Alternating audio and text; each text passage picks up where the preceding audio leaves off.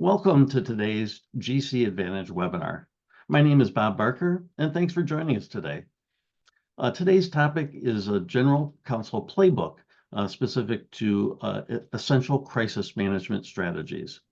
And Paulette Dotson is leading the effort today, and she has a couple guest speakers, which we'll announce here in a minute. But just a quick overview.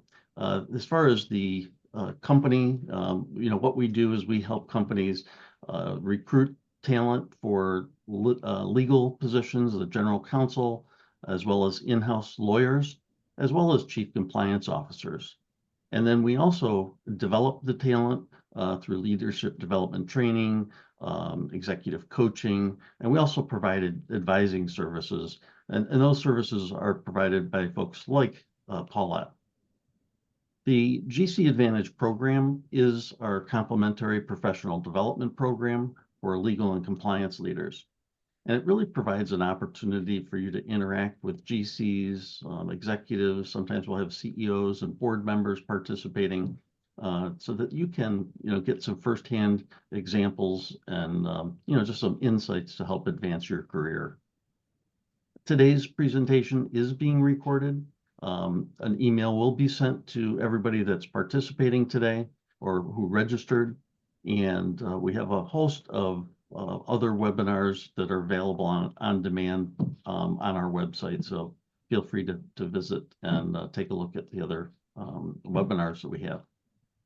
Our next webinar is going to be on gravitas. It's for, what is it? Why do companies require it? And how do you gain and keep it? It's kind of an elusive thing that many people are, hear about, but it's like, how do I generate this gravitas? So look forward to having you participate in February for that webinar. During today's webinar, if you have any questions, please submit them on the Zoom application. On the app, you should see a Q&A button. If you click on that, you can type in your question. And if there's other questions that are there, sometimes you may have essentially the same question. And if that's the case, you can just click the thumbs up icon, and that will put that to the top of the list. And that way, today's speakers will know that that's an important topic. And we'll do our best to answer all of the questions during today's webinars as best we can. At this point, I'd like to turn it over to Paulette Dotson. She's a strategic advisor and coach at Barker Gilmore. And Paulette, I'll let you take it from here. Hi, everyone. Thanks for being here today. Quick introduction of myself. I currently sit on a couple of corporate boards, but prior to that, I was the general counsel at Sara Lee, PetSmart, and Alight. For this panel, though, I think it's one of the things that I think I bring to this that might help here is that I was a media newsroom lawyer for 14 years at the Tribune Company. So I think that helps my perspective on how I've managed crisis over my general counsel tenure. With that, Alfreda, will you introduce yourself, please? Happy to do so. Hello, everyone. My name is Alfreda Bradley Kaur. I am currently the Executive Vice President, Chief Legal and People Officer for the Obama Foundation. I've been with the foundation now for 3 years. Prior to that, I did enterprise risk consulting. And prior to the consulting role, I spent over 20 years in-house at GE in a variety of general counsel, legal, regulatory, and compliance roles. Delighted to be here with you. Sue? Great. Hello, everyone. I'm Sue Bettman. I'm currently a partner at Brunswick Group, which is not the boat company, but it is a communications advisory firm, a strategic critical issues advisory firm where I focus on crisis. Prior to that, I spent over 20 years in the C-suite, starting out at an advertising agency holding company called True North Communications, then moving to Huron Consulting Group. and then heading to R.R. Donnelley and Sons Company, then the world's largest printing company, and then finally to LSC Communications, which was a spinoff of R.R. Donnelley. And glad to be here today.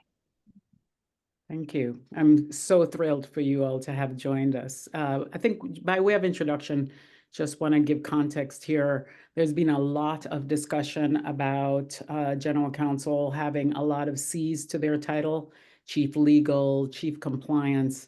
One of the things that never gets talked about is Chief Crisis Officer. And that's what this is all about. Love to start with, process and capabilities that you build before the crisis hits.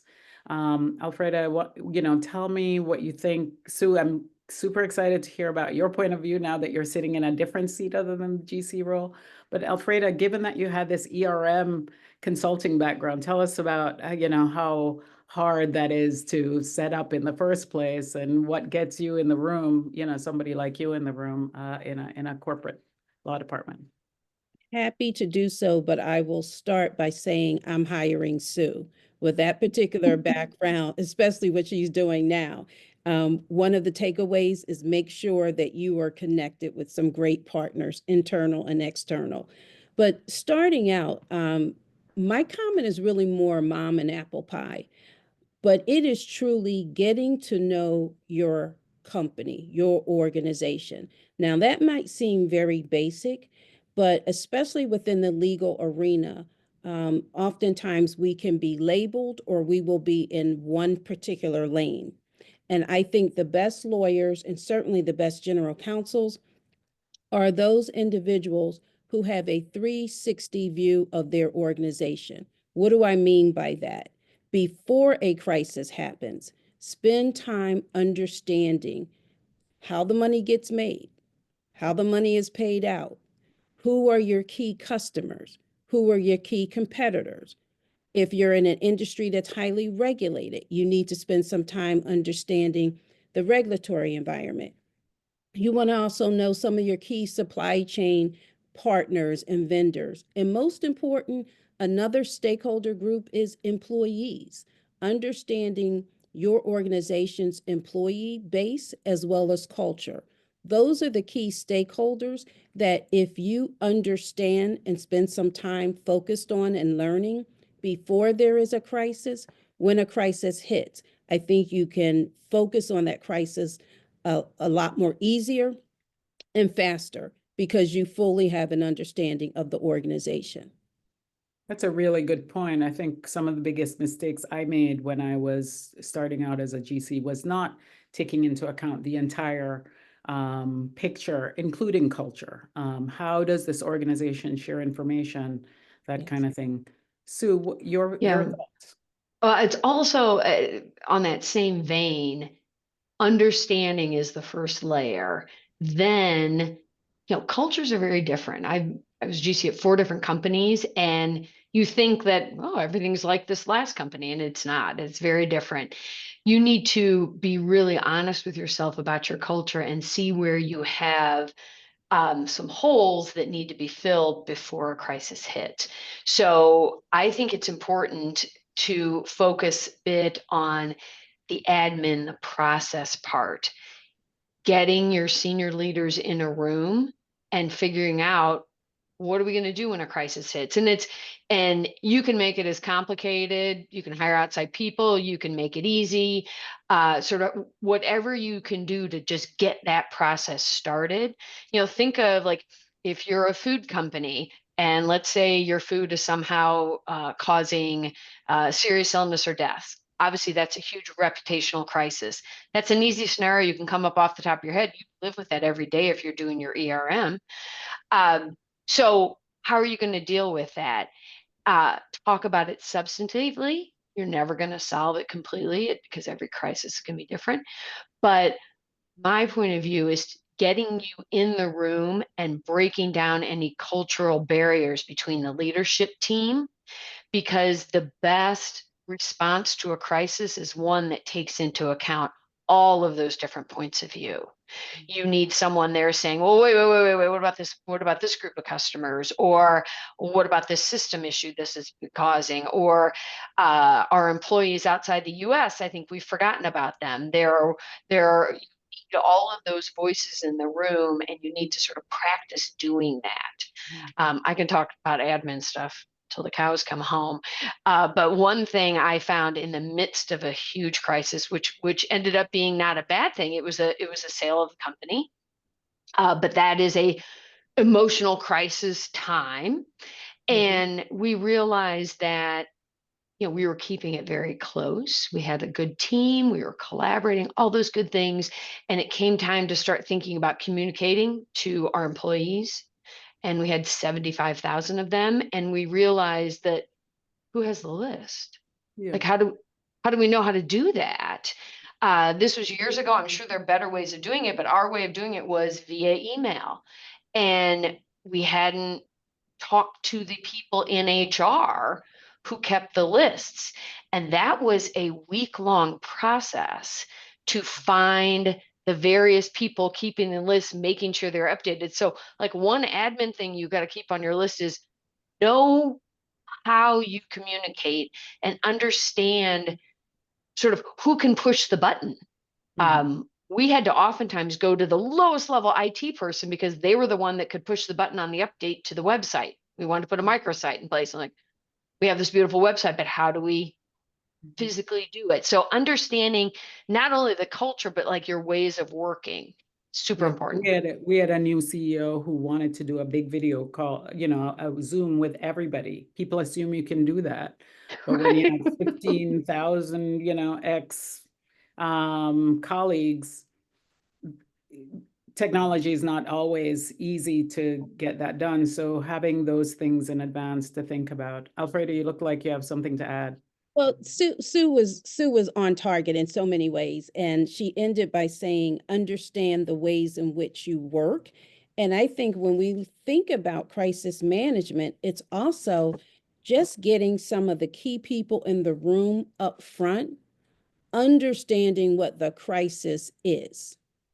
That is key. You would be surprised how many times in a crisis, if you don't have the right people in the room early on, people start solving different things, Oh, going yes. in different directions. So as again, mom and apple pie as it might seem, start with what is the true crisis? What are we solving for? What is the issue that at the end of the day, we've got to make sure everyone understands we are handling and communicating. I'd also say, in addition to understanding the crisis, kind of know your lanes. When you're looking at a crisis, you're looking at a risk. Is it strategic? Is it legal? Is it financial? Is it a people type of issue? Might it be operational? Sue had mentioned reputation as well. Could be technology, but spend the time understanding the crisis and understanding the type of risk that you're focused on.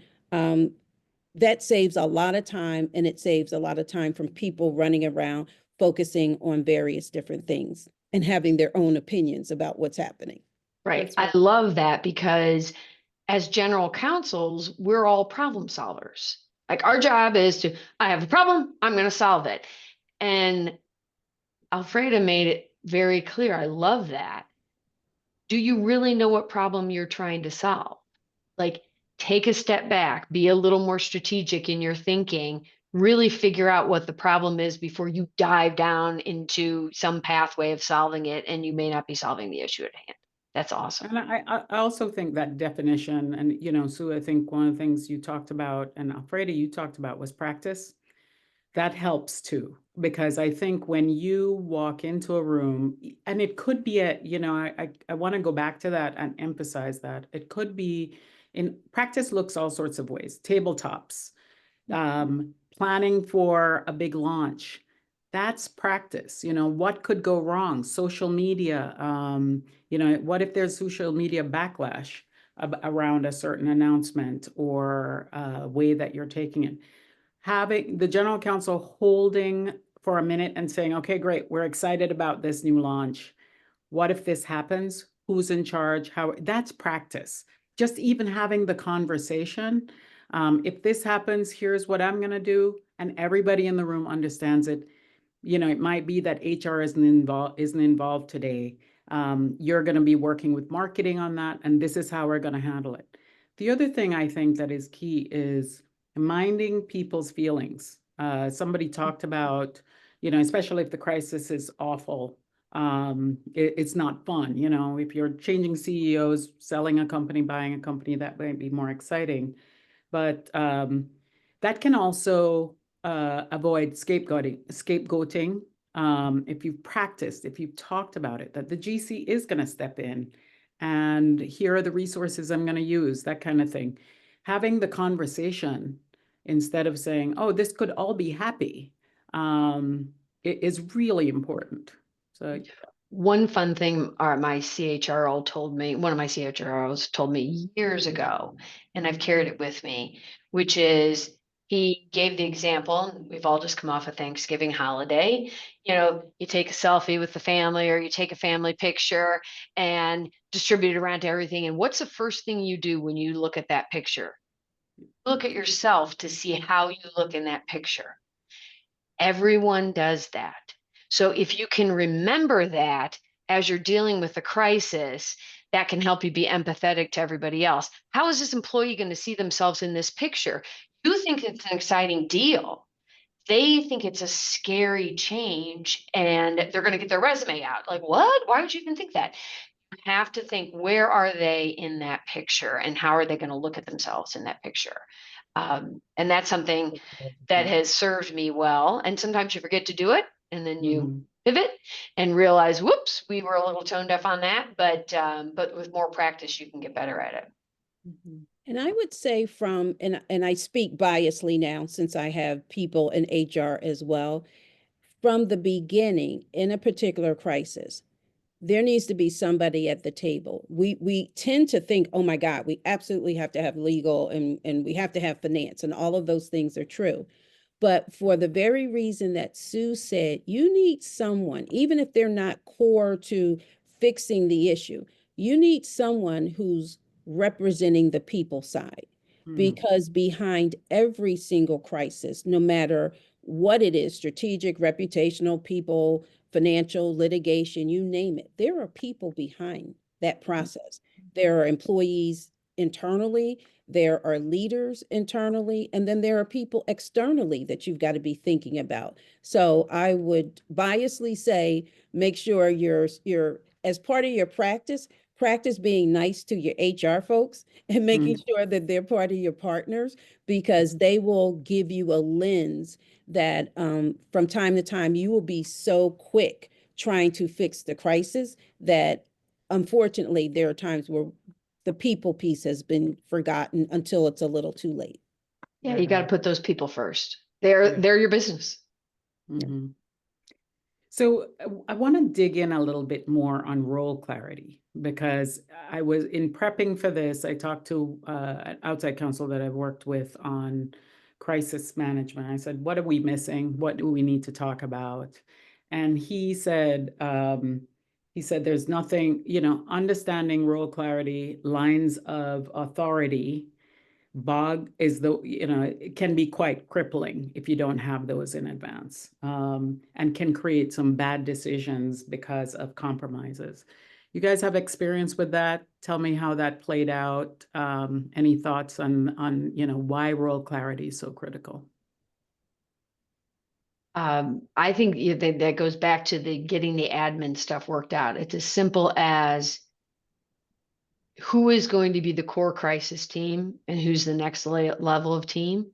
I had a crisis. This is embarrassing, but I had a crisis going on, and it was more of an incident. It wasn't a huge reputational issue, as it turns out.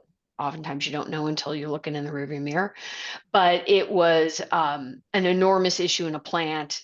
The plant was going to get shut down because of some strange regulatory issue that one guy at some county office decided he was going to enforce for the first time ever. So it was like all hands on deck, and we were working and bringing all the people. And it wasn't until the next day that I realized I'd never told the CEO. Like, this is this enormous issue. But when you're in the midst of it, like, I didn't have my list. Like, you literally need your list. Like, I got to make sure I remember to invite Tom Yeah, because I forgot. yeah, And he was like, what the heck was going on? I'm like, I like own this. I just forgot. I've been Um, there. yes, and you have that adrenaline going, and that's why this admin part of like having a piece of paper, having it, digital or I like paper, but having a piece of paper with the names of people, having their lanes. This is why they're in the room and sort of their, responsibilities. Um, and don't forget some of the folks you may not think of. For instance, I had another crisis. I was putting a company through bankruptcy, selling off a business, and it was during COVID, and I was in charge of COVID, as if anyone could be in charge of COVID.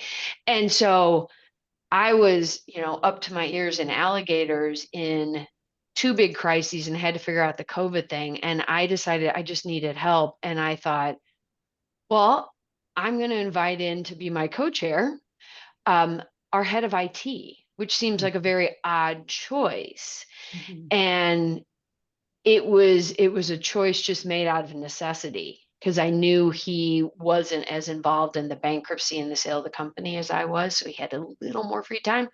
And it turned out to be the best decision I think I've ever made in my career because he was this collaborative leader. He knew parts of the organization, Alfreda, that you were talking about that I didn't know. I thought I knew it all, but he really knew it all. And he brought a perspective and a leadership style that allowed us to succeed. He brought in IT resources to help us. And so, like, I hadn't thought, like, I should always bring Dave in. He seems like a nice guy.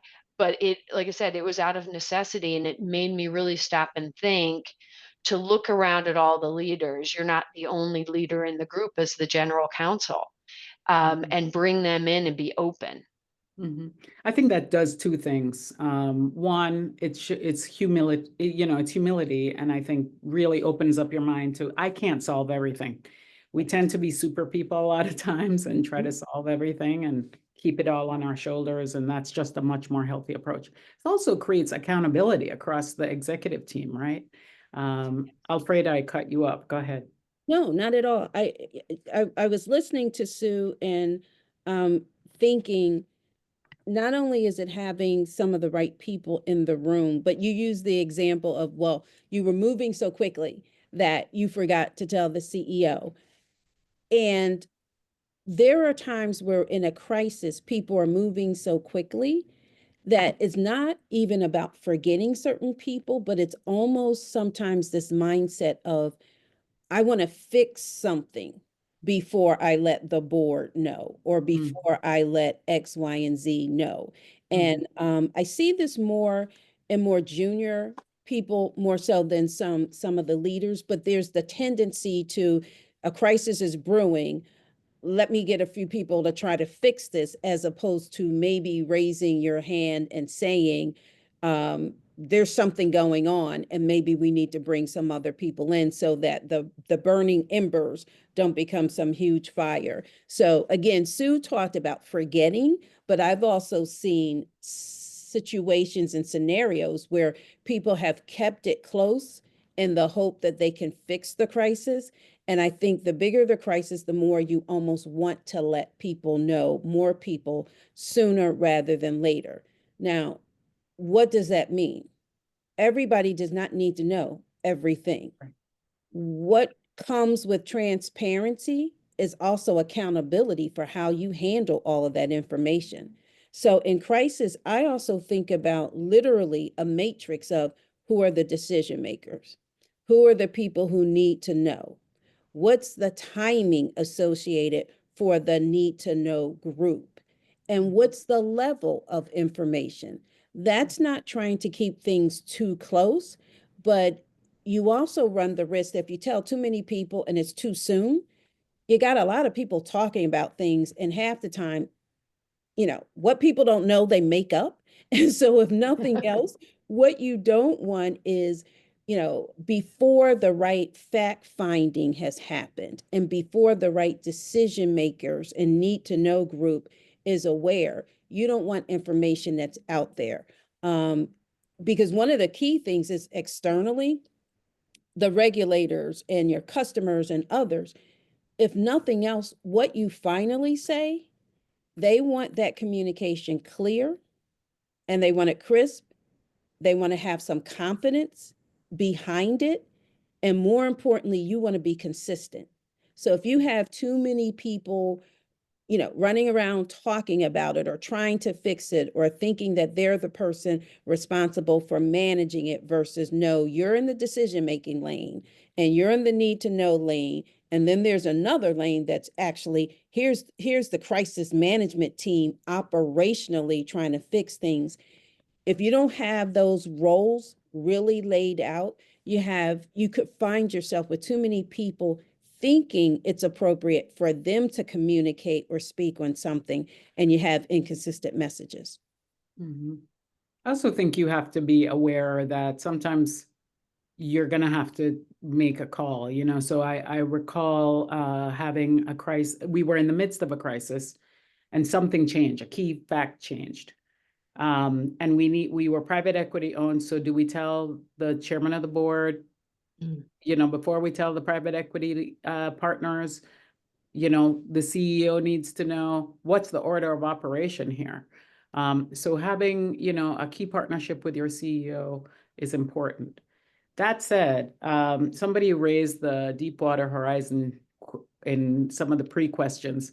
And, I think, Sue, you talked a lot about understanding your company's gaps, understanding, what we're good at, what we're not good at. I remember being in a crisis once where it needed to be the board who spoke, somebody from the board. We knew our chairman had some, let's just say, noise that we did not want to come up in the midst of the crisis. So we had to choose the audit chair. So it's not always the CEO who is the right spokesperson. So would love to hear about how do you choose your spokesperson? How do you choose, what's the right way to think about that? Alfreda, do you want to start on that one? I think she said Oh, she right. Okay, I'll talk to it. Either with of the you bankruptcy. yes. Yes. So Paulette, you raise an excellent point, which is choosing that spokesperson is a very nuanced thing. If it's the general counsel as the spokesperson, that telegraphs to the world, assuming if you're a private or public company, that it's a big legal issue.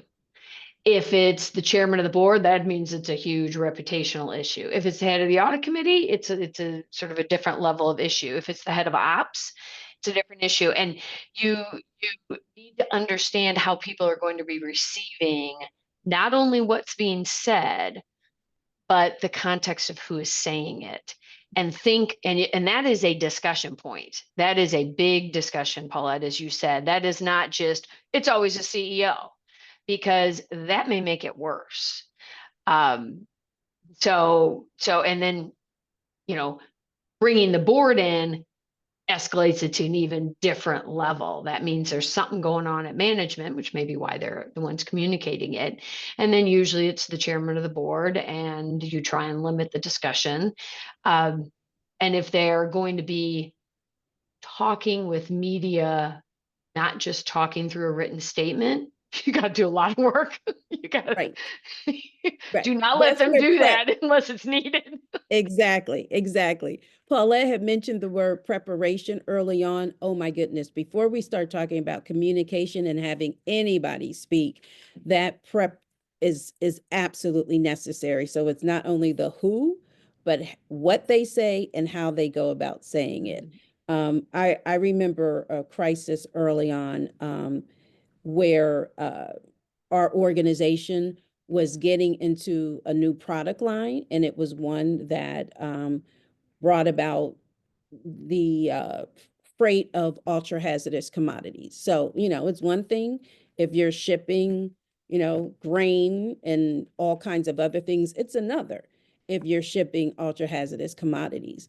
And so when there were situations where might have been like not some huge crisis, but many crises, one of the things that we talked about is bringing in and having our EHS leader and our operations leader speak about the issue. Now, that person also got prepped. Everybody gets prepped, but it was important that that person was the one speaking because it gave the public, it gave employees, it gave regulators a sense of confidence.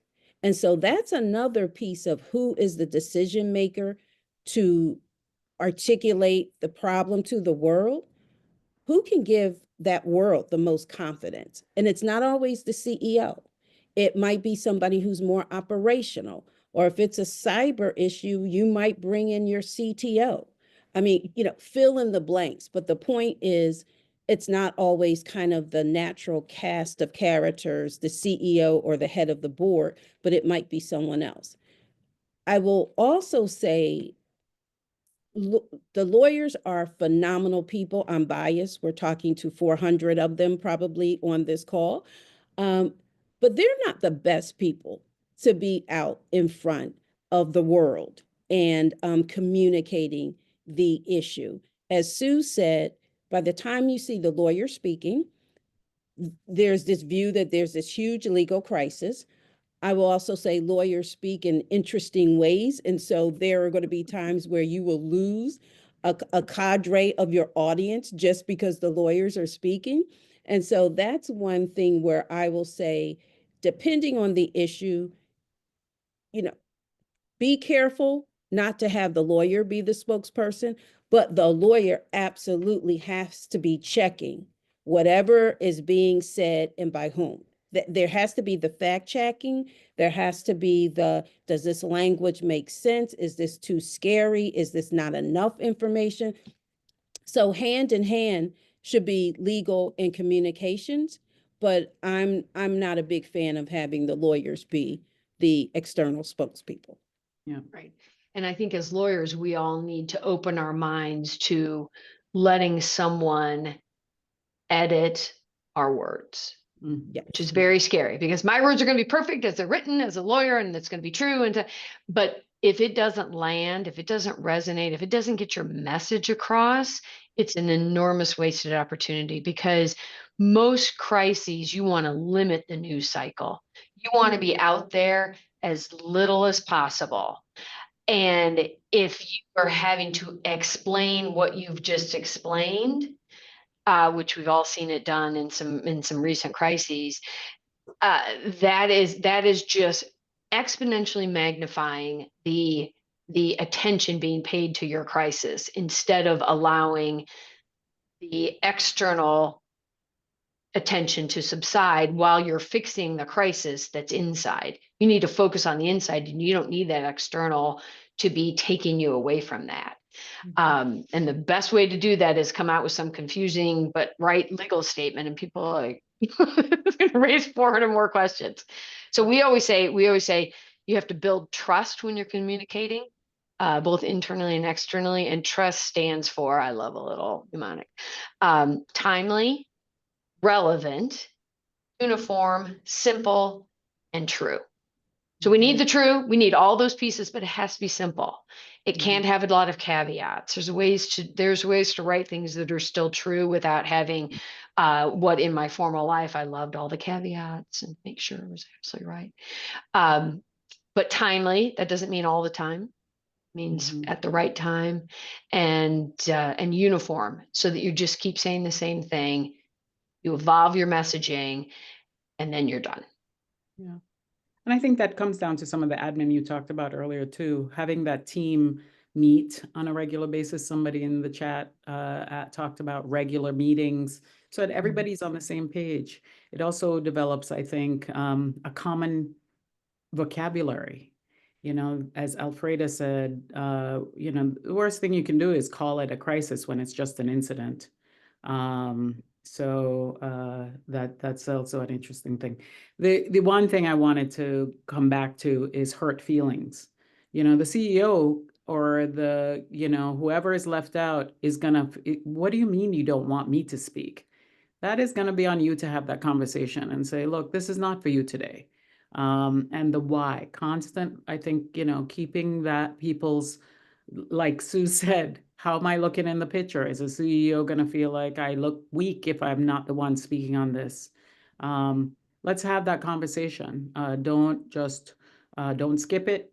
It's absolutely worth the conversation. So speaking of one of the things, go ahead, Alfreda. One of the things that you mentioned earlier was about like having the regular discussions or the regular meetings. I think if you do that, that also helps when you have to make some of the hard calls about who's in the room, who's not in the room, who gets to speak, who's not speaking, because then it's not in the moment where people can feel so hurt. I'm a fan of ERM. I'm a fan of, again, before the crisis starts, you have some teams and they should be cross-functional, getting together on a regular basis, just looking across your entire organization and scanning for risks. And part of it is you got to get your organization comfortable to even talking about risk. There are so many times where people say, oh my God, you brought up a risk and oh my God, that's scary. And part of what you do is you take a lot of the fire away from the notion of risk, which one could also be opportunities, but you take the fire away if you have people getting together on a regular basis, looking across the organization and on an ongoing basis, talking about the various risks that are going on. When something blows, it may not be exactly to the blueprint of your ERM profile, but more often than not, if you've got a cross-functional ERM team who's on a regular basis talking about the risk within your organization, when you have to make the call about who speaks and when and how, I think it's just a lot easier. And I think you then have hopefully fewer hurt feelings. But Yeah. In a crisis, there are going to be situations where there's always going to be a group who's not happy. And you just also have to be comfortable with that as well. Yeah. And have the discussion. I think, one of the things that outside counsel mentioned to me was what people end up doing, and when they haven't had the conversation, when folks aren't clear on their role, is you end up compromising, which could be compromising to avoid those hurt feelings, and that can be detrimental as well. So I want to get to one of the things you all mentioned was practicing. How do you prep people? Prepping your spokespeople, prepping, and some of the folks that have done that before are partners, key partners, right? I want to talk about partners. Crises move at different rates. You still have a business to run. These partners end up being quite key to you getting through the crisis. So, Alfredo, who are, as you think about going through a crisis, who are you thinking about? Of course, it depends on who it is, but I know you're thinking about it in different ways here. Sure. And I would say first and foremost, be comfortable reaching out to partners. I've seen too many times in-house counsel not want to reach out to outside counsel or some other advisor because it looks like we can't fix it ourselves. Depending on the crisis, you probably shouldn't be trying to fix it yourself. And so I am a fan of, depending on the issue, you're reaching out to outside counsel. From time to time, it might be more of an enterprise risk specialist. Certainly some type of communication specialist. Certainly someone who's in the audit and financial arena, depending on the crisis. The point is, once you've identified the crisis, once you start to figure out what's happening and do some fact finding sooner rather than later, and I would say sooner, you want to bring in some outside experts who can help you with that. Now, the downside is you don't want the outside experts to be the one managing the crisis, because that has a different feel as well. But certainly, bring in the people who may know this issue best.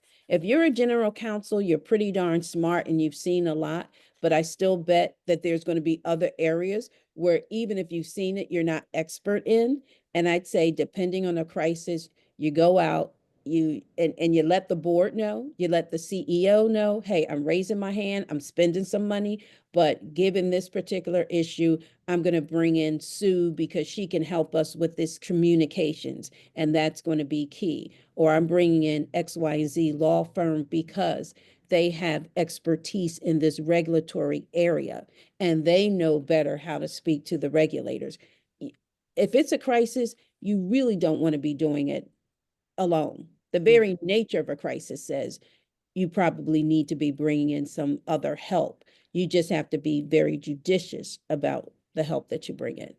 Yeah, and I know that GCs, you guys get pressed a lot about cost. But this is the time. I want to really encourage you. And part of that will, you can have that discussion in advance if you have those practice discussions we talked about. Because, crisis costs money. Yeah. And go out and spend it. Spend it judiciously and wisely. You'll get props for that. But most important, you'll get props for making your organization look good and getting through the crisis. One flag on that, Paulette, is when you're going through the foundational preparation work, you should also keep a list of who is our main cyber counsel, Right. because you may have a cyber, and who is our communications counsel, who is an ERM specialist, whatever the specialist you need. Try not to pick them once the crisis is hit. Try to understand who they are, understand if there's chemistry, because you're literally in the trenches together. So you want to make sure that you are going to have a good working relationship with those people. So do that work up front, get that admin part of the work done up front so that you have names and people you can call. So you're not spending the first 24 hours of the crisis trying to get organized.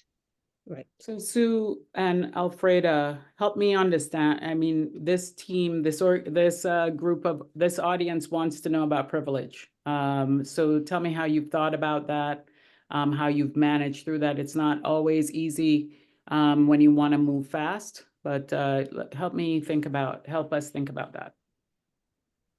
We're Well, oftentimes hired by the outside counsel to help with privilege, and that's something that all crisis communicators know how to deal with.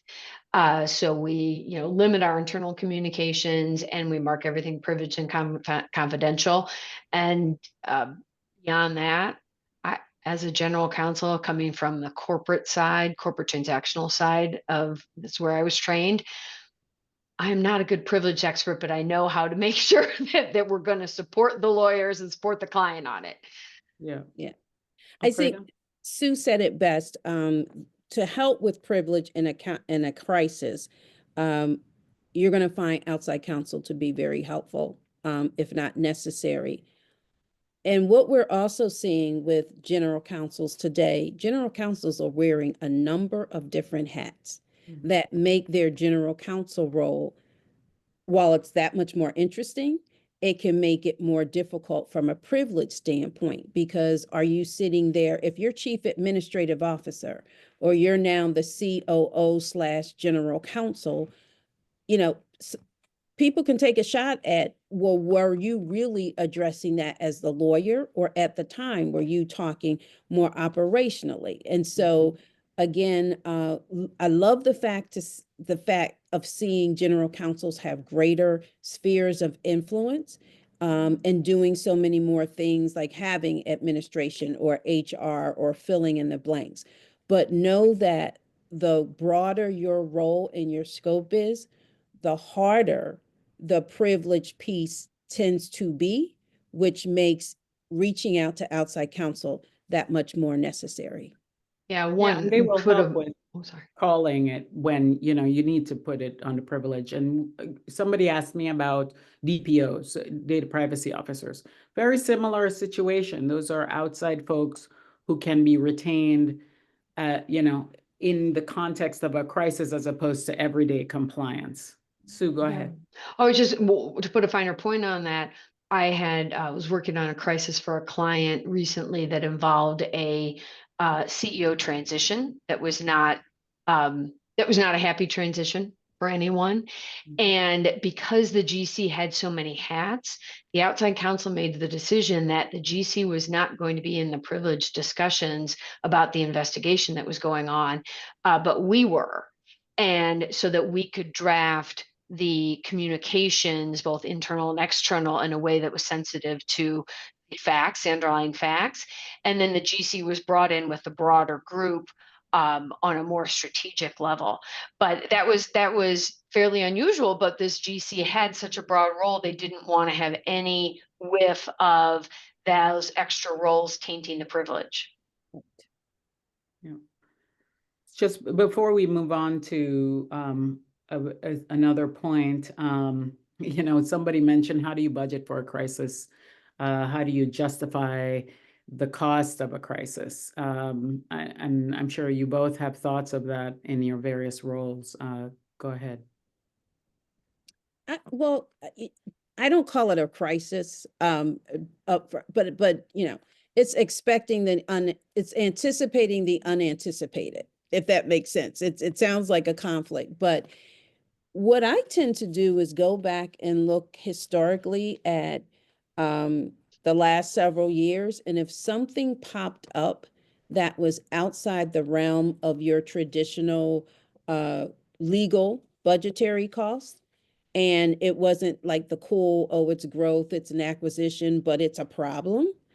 I started to use those examples of ways of showing I'm always going to have a budget in there that is just for anticipating the unanticipated. And, you know, you got to make sure your CFO knows, you know, you're not playing games. This is not like padding or anything like that. But if you have the facts to show, you know what, 2 or 3 years ago, X, Y, and Z happened, and we didn't anticipate for it. And that's no one's fault. That's not the GC not being great or the CEO or whatever. We just didn't anticipate. If you can show from time to time that those types of situations will happen, again, I don't call them crises, but I have a small bucket to just manage for the unanticipated, recognizing that at some point, more often than not, something shows up. Yep. I attempted the same thing, and depending on the CFO, sometimes I was successful and sometimes I was not. But but I always try. I'm like, we had a couple howlers. We called them howlers. It was the time of Harry Potter, where the screaming owl comes in. So we budgeted for a couple of howlers every year. And when that didn't work, at the end of the day, if you're dealing with a reputation defining or reputation damaging moment, there's an executive budget that has the funds. It's not going to be hitting the legal department budget. I'm going to be helping. I will be project managing it. I will be doing whatever it takes to get it done. But the board and the CEO are going to be happy to spend the money to make sure the company's reputation is intact once a crisis subsides, and then you move into recovery. Yep. I want to get to recovery, but before we do that, can we talk about keeping your regulators on side? Sue, you can talk about the SEC. I think that's a pretty quick answer, but I think it's very nuanced when you talk about regulated industries and that kind of thing. Alfredo, you want to start there? Yeah, as I think about my career, you know, whether it was in insurance or healthcare, you know, when it was about the regulators, it was about the timing. Again, first of all, if you're doing this well, you're having some kind of relationship with your regulators before something hits. Go back to what I started with, and that was knowing your basics, the customer, the competitors, you know, your supply chain. Well, I added regulators in there for a reason. Understand who they are. You know, hopefully you're attending one of their conferences or something, so you get to know, you know, who the players are in a good way. But to the extent you find yourself in situations where you're having to deal with the regulators for the first time, and it is the problem, I think you have to think about the timing When do you bring them in? Unlike where I sit internally, you don't want to always have to have everything put together before you address this with the CEO and the board. I think with regulators, you don't wait too long. It becomes kind of it's threading the needle, and it's a fine line between letting them know something happened, but then doing it in such a way that by the time you're talking to them, you can at least say to them, and this is how we have been thinking about addressing. So with the regulators, you've got to be a little more buttoned up. I think with regulators, I have seen it work well where from time to time you've even asked them for their thoughts as you have been working through your crisis plan.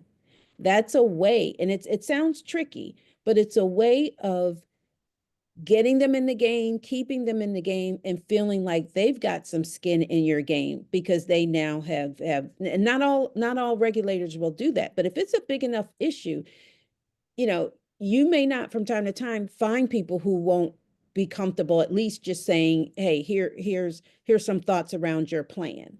So if you can do it proactively, great. But if you have to do it reactively, you get to them, but you get to them in a timely fashion. Timely depends on how you define it, but timely also means you got to come with just more than the problem right then and there, but at least some view of how you might want to go about fixing it, because that becomes a big credibility issue. Great. So anything you would add from a public company SEC perspective or anything like Yeah, that? the SEC relationships aren't ones that are as developed as when you're in a highly regulated industry and you're dealing with your or folks who are in regulating you on a day-to-day basis. But don't forget your 8K rules, and don't forget your public company investors. So in addition to just like what you do with your earnings release, you have a release, and then you probably have a series of phone calls with your investors to sort of make sure they understand the release. You have a group call, and then you maybe have some one-off calls. Don't forget your investors when you're communicating with respect to a crisis. They will all have alerts on and see your press releases, but they may need a little more hand holding also. And while they're not your regulators, when you're a public company, oftentimes you feel like they're your regulators. For real. All right. So I want to get to when do you know the crisis is over and what are you supposed to be doing when you do that? So Sue, since you have the floor, you want to take it from, Sure. It's important to, and I think the general counsel is probably best placed to do this, but to always focus on when is the pivot point. People included love being in a crisis. We got a war room, we've got daily calls, blah blah blah. Someone needs to say, like, just like Alfreda said at the beginning, what is the crisis we're talking about? Defining that. Someone needs to be in charge of raising their hand and saying, are we done? Are we done with this? Because otherwise you can just continue to swirl and continue to communicate. So I think from the very beginning, it is important for your team, as Alfreda talked about, having those roles and responsibilities sketched out. Someone on the team needs to have the responsibility for thinking about the recovery phase from the beginning. So they need to be part of the team and understand what's going on and be involved in the whole crisis and the crisis response.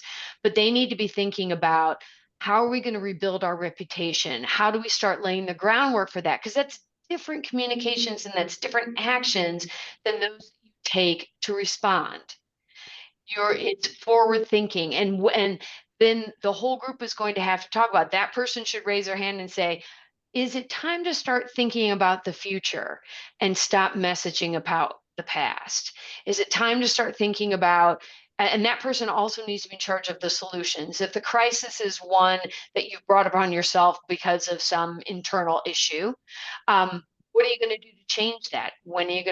How are you going to make those changes? Who's in charge of that? Pull that team together, and how are you going to communicate that? So I think having your recovery person designated is key to finding that pivot point so that you can stop messaging about the issue and start messaging about the company's reputation going forward and how you're fixing it, how you're recovering. If it's a new CEO, what the new CEO is doing, and that can happen pretty quickly. They're going to have hopefully the way to have like a newsletter and talk about the future. And how soon that happens depends really on what the crisis is, and that's a nuanced discussion that you all need to keep in mind on the team. Lessons learned. You got to make sure people understand, one, that there's a stop period. Now we're going to communicate about the future, but there are other key groups like the board and regulators that also want to know that you've learned something from this situation. Many individuals and organizations and regulators and others will understand that an organization can have a breach or stub its toe. What they don't want to see is that you do it over and over and over again. And that's where the lessons learned piece from the crisis has got to get formalized. So we talked about preparation, but you also need to plan. You need to have a very good process. And one other corny P, I guess, is you need to make sure that you never forget about the people. So prep, plan, have a process, and never forget that people are at the beginning and end of a crisis. Yeah, one of the things we talked about during our prep was closing dinners, in the case of acquisitions, and just having a discussion that ties the team that wasn't involved in the crisis to the end of it. One last thing, I know, Bob, we're ready to wrap up, but self-care, I really want to think about the, self and team care, and going right back to your people point, Alfreda. The things I don't want you all to forget is keep a sense of humor. Sue, I know you even meditated with your team in the middle of, you had, so that because you were in the midst of this bankruptcy. Yep. And so, Very important. forget you're all human. Right. You're going through this too. So try to take care of yourselves. With that, I think, is there anything else I forgot to mention, team? No, all good. All right. Well, You thanks, all good. everybody. Really appreciate this. Bob, I'll turn it over to you. Well, Paulette, Sue, Alfreda, thanks so much for joining us today, sharing your insights with everyone. And we do want to make this program, GC Advantage program, as valuable as possible for everyone. So your feedback is greatly appreciated. We are going to send a 1-minute survey to those who enrolled in today's session. If you'd please give us your feedback, would greatly appreciate. And if there's any needs that you have, you want to discuss any recruiting, coaching, or advising needs to help take your career as well as your department to the next level, please get in touch with one of us. And we look forward to having you join us in another GC Advantage webinar. Thanks again so much, everyone, and have a great day.